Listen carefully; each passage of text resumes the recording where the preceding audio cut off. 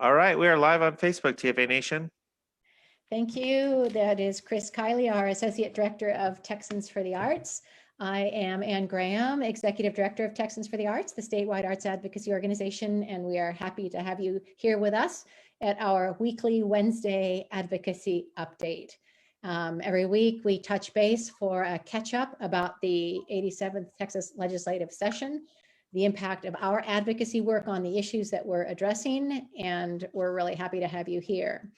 We just came out of the experience of hosting the week before the polar vortex and the dangerous experience that was and the damaging experience that was. We had hosted our biennial Arts Advocacy Summit, or our Arts Advocacy Day, and had over 250 advocates and citizens from around the state participating virtually in training and in having legislative visits with their legislators and staff.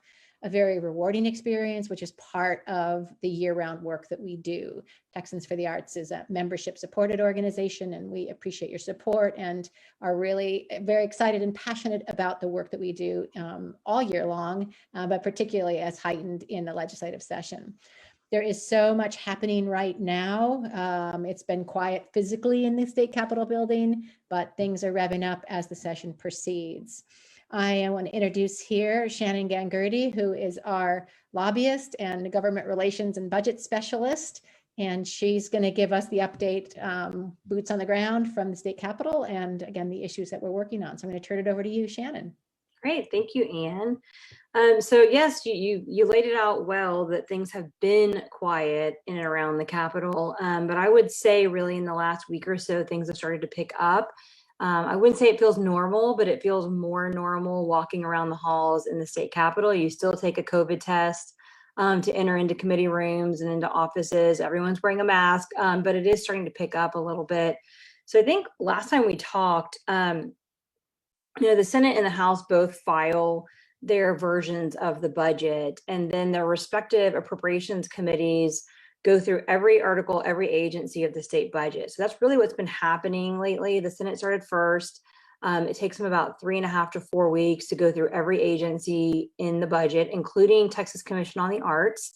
And Ann, and we had some other folks representing TFA testified in front of the Senate Finance Committee, told our story, explained why we needed to ensure that our cultural district program is remaining intact, explained why the arts have been disproportionately impacted by COVID and that we need that relief. So that story was told really well in front of the Senate Finance Committee.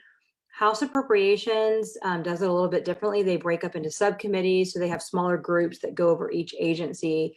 And again, that happened on Monday. Ann went and testified on Monday. And no, was that Monday? That was Tuesday. No, it was Monday.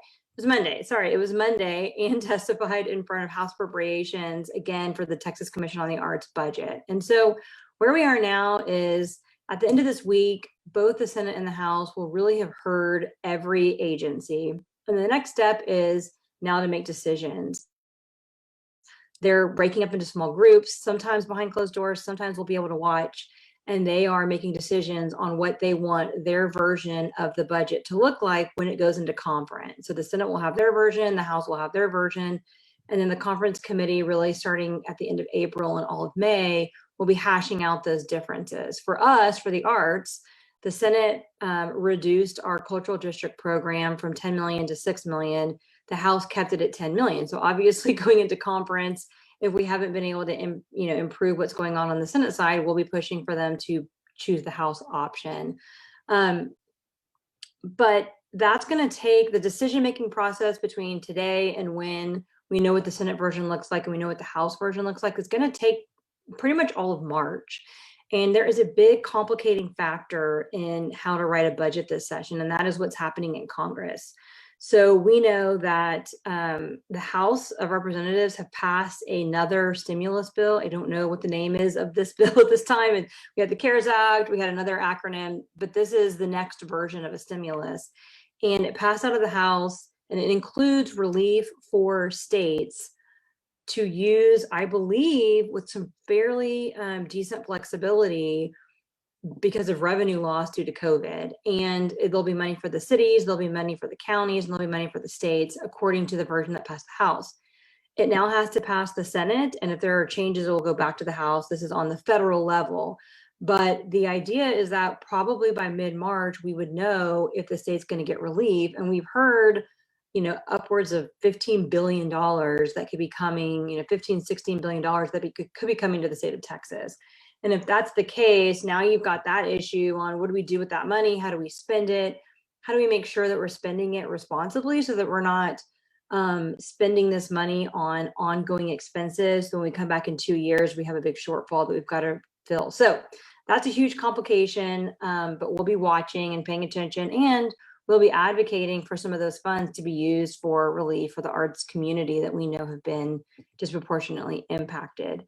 Other issues going on at the Capitol. I know, most people that are watching this probably firsthand dealt with the power outages, the water issues. So there have been numerous hearings on the power grid, ERCOT, PUC. Where was the problem? How do we improve it? There were questions about, is it going to cost the state money to move the state forward? That is a to be determined question. One question is how much damage occurred to the state and who's going to pay for it. It seems like our state agencies tasked with emergency management are working with FEMA, and that most of the claims are going to be 75% covered by FEMA. So that's good news. But in terms of what money is going to have to be put into the power grid, those are really questions that haven't been answered yet. When it first happened, there was a concern by folks that work on other issues that this power grid issue was going to suck the air out of the room and we'd have time to talk about nothing else. I don't think that's true. I think it is certainly going to be a big issue, but when you work on the budget, they really divide it up into issue areas. And so the people that are working on Texas Commission on the Arts, they're still going to work on Texas Commission on the Arts. And so, we're still going to do our advocacy work, but just know that this is going to be one of the biggest issues of session. And then I'll just add, we've talked about the budget, and then there's also legislation. That's one of the jobs of the legislature is to look and consider new bills. Typically by this point in session, you would have already been holding numerous hearings, listening to bills, hearing testimony, considering amendments.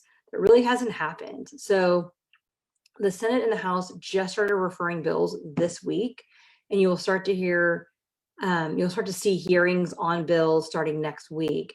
So this is now going to be the second week in March next week when these hearings start. That's late in the process.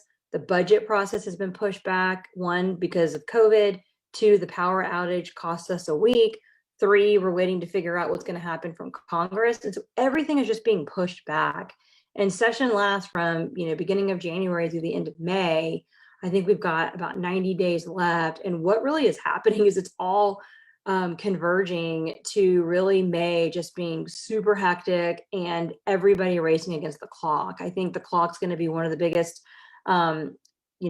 hills that everyone's going to have to climb and have to really make sure that your priority or that your issue is a priority, because it really only the top priorities are going to have time to be dealt with. So we've luckily laid we started laying our groundwork really last summer is when we started telling our story, making sure that what we are advocating for is part of the mix. So I think we're in good shape on that front, but we're going to have to keep making sure that, we're the squeaky wheel and that we get the grease, because time is going to be of the essence, and, a lot to do between now and the end of May.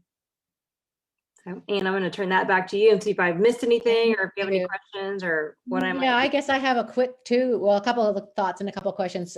From the federal level, it's now called the American Rescue Plan. Great, that's the official name. And as I recall, there's $350 billion that will be destined for the states. Don't know what that looks like, what the dividing numbers are, but that's the number that has been floating out there.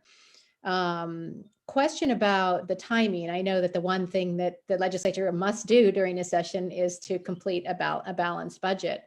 What happens if they don't?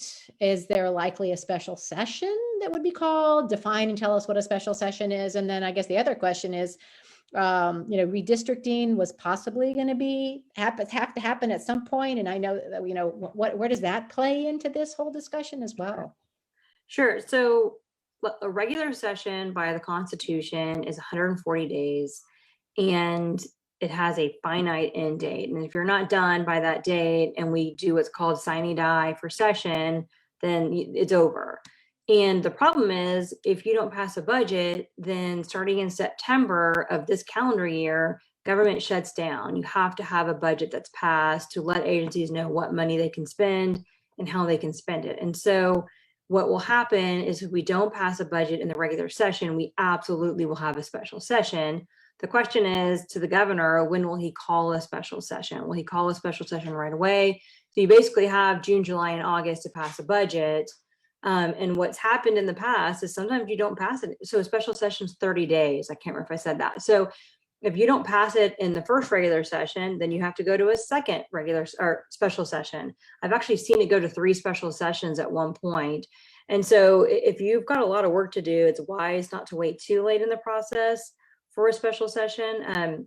I don't know what they're going to do this time. I mean, it's possible that you pass a regular budget and then you come back in a special to try to figure out how to spend the additional money coming in from Congress. I don't know if the governor is going to be motivated to call a special session in that situation, because if the legislature is not here, then he may have, more input onto how that money is spent. But we will see.